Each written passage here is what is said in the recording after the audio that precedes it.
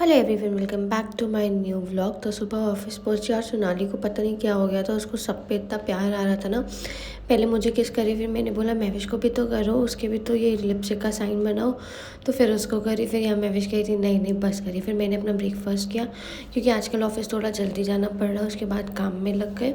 काम करते करते कुछ शूट करने का याद नहीं रहा। फिर लंच हो गया और लंच में ना हम सब मतलब इन दोनों ने मेरे जैसे कांच के बोल लिए थे, वही दिखाए थे। फिर शाम को हमने चाय में मखाने और बिस्किट के साथ अपनी चाय एंजॉय करी।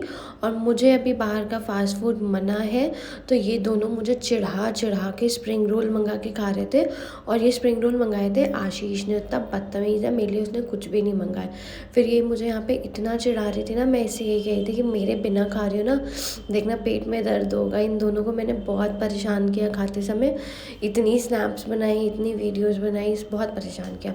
फिर ये खाने के बाद हमारी छुट्टी हो गई थी। एज़ यूजुअल सैटरडे था, तो मिस्टर हैंडसम मुझे लेने आए थे और फिर हमें वहाँ से कुछ मार्केट का सामान लेना था। फिर वहाँ से आए, उन्होंने पहले मेरे लिए फ्रूट्स लिए, जिसमें एप्पल तो मेरे पास पड़े थे बट कीवी नहीं थी। तो फिर हमने कीवी ली और यहाँ से हमने लिया नारियल, और ये भैया से ही हमने छिलवा लिया था क्योंकि घर आता तो ऐसे ही पड़ा रहता है।